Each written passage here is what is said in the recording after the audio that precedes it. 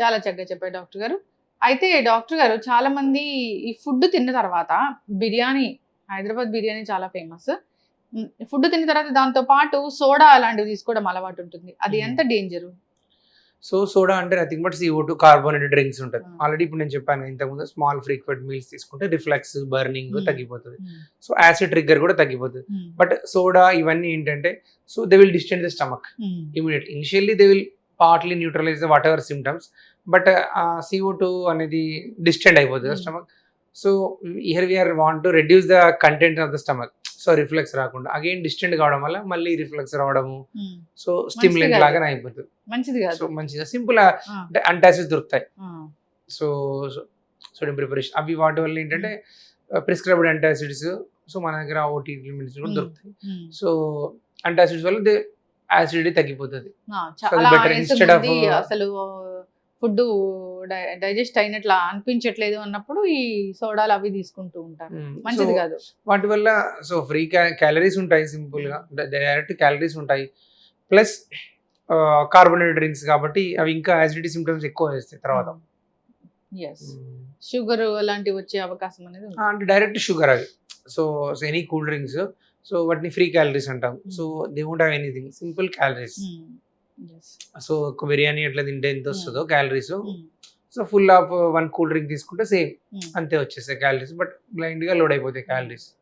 Doctor గారు ఇప్పుడు gastric issue బాగా ఉండి ఏదో చెస్ట్ పట్టేసినట్లుండి గ్యాస్ ప్రాబ్లం అయినా కానీ గుండె నొప్పి అని వచ్చిన వాళ్ళు ఎంతమంది, అది గుండె నొప్పి వస్తున్నా గ్యాస్ నొప్పి అనుకొని డిలే చేసి ప్రాణాలు కోల్పోయే వాళ్ళు మనం చూస్తూ ఉంటాము. అసలు ఈ రెండింటికి ఒక తేడా ఏముంటుంది? గ్యాస్ నొప్పి, గుండె నొప్పికి ఏం తేడా ఉంటుంది? ఎట్లా తెలుసుకోవాలి? సో మనం పేషెంట్ చెస్ట్ పెయిన్, మీరు చెప్పినట్టు చెస్ట్ పెయిన్, డిస్కంఫర్ట్ వచ్చినప్పుడు సో ఏం చెప్తున్నారో చూస్తాం. సో యూజువల్గా గ్యాస్ట్రో ఇష్యూస్ ఏంటంటే బర్నింగ్ అని ఉంటుంది. సో వాళ్ళు బర్నింగ్ అని చెప్తుంటారు. సో ఒకవేళ వేగ్గా కూడా చెప్తుంటారు patients, mimicking both.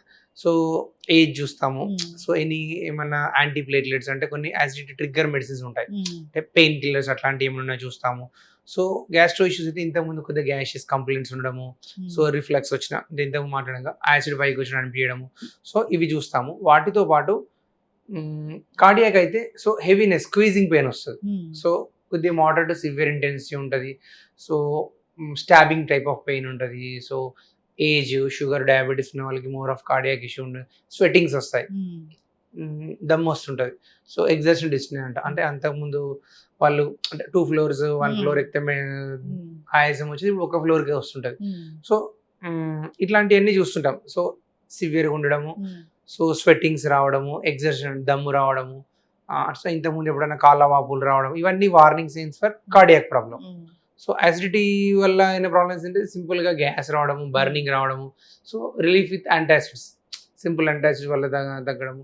So previously యూజువల్గా most of if you take the clear history there is a so initial some outside food intake, some spicy food intake, some biryani intake will be there. So in case of acid reflux, but history is for just for differentiating, but మనం డెఫినెట్గా చూడడానికి so we need to exclude the cardiac disease అంటే ECG, echo, and for gastro side we need to do endoscopy. ఏదైనా కొంచెం discomfort ఉంది, chest కూడా ఇబ్బంది అనిపిస్తుంది, బరువుగా అనిపిస్తుంది అన్నప్పుడు ఒకసారి డాక్టర్ దగ్గరికి వెళ్తే మంచిది. ఇది గ్యాస్ నొప్పి అని మనం టైం వేస్ట్ చేస్తే హాస్పిటల్కి వెళ్తే అది ఏంటనే చెప్తారు. Some time both will overlap. So elderly patient కి చెస్ట్ పెయిన్ ఉంటుంది ప్లస్ అండ్ గ్యాస్ట్రో ఇష్యూస్ కూడా ఉంటాయి. సో if you neglect no so cardiac muscle damage అయిపోతుంటుంది, డిలే చేసినా కొద్దిగా దేర్ ఇస్ విండో పీరియడ్ ఉంటుంది. ఇప్పుడున్న యూత్ కి మీ గట్ హెల్త్ బాగోవాలి అంటే ఒక 4 మంచి హ్యాబిట్స్ చేసుకోండి అంటే ఏం చెప్తారు డాక్టర్ గారు? So taking balance diet, so means all should be there in diet. So proteins అయినా some whatever carbohydrates and so whatever carbohydrates, minor or major carbohydrates, fruits, fibre, balanced diet they need to take. And so mental health also, mental health important because so many patients will come, young patients will come with hyperventilation, depression, anxiety, so they're 19-20 years, so because of they will develop multi-time loose motions. So if they are having some pathological disease, okay, but because of stress, other issues, they are developing this IBS, other symptoms. So mental health, maintaining mental health by some yoga, meditation, physical activity, whatever they want. So means in which is possible for them they need to. So and avoiding so alcohol, smoking, these are very toxic to gut health also, including other body also. So mainly these things: mental health, food habits, and alcohol, smoking. చక్కగా చెప్పారు doctor గారు, చాలా చక్కటి information అండి. అందరూ follow అయ్యి హెల్తీగా ఉండాలని కోరుకుందాం. గ్యాస్ట్రిక్ ప్రాబ్లం వచ్చిందంటే ఒక టాబ్లెట్ వేసుకుని దాన్ని అంటే అది ప్రొలాంగ్ చేస్తూ ఉంటారు, ఒక 5-6 నెలల పాటు వాడుతూ ఉంటారు, అలా మంచిది కదని చెప్పారు. సో ఏదైనా ప్రాబ్లం ఉంటే డాక్టర్ దగ్గరికి వెళ్ళాలి, సరైన ట్రీట్మెంట్ అనేది తీసుకోవాలి, వాళ్ళకి తెలుసు అసలు మన పొట్టలో ఏం జరుగుతుంది అనేది. ఆ విధంగా ఫాలో అయ్యి హెల్తీగా ఉండాలని కోరుకుందాం. చాలా చక్కటి ఇన్ఫర్మేషన్ అండి. Thank you.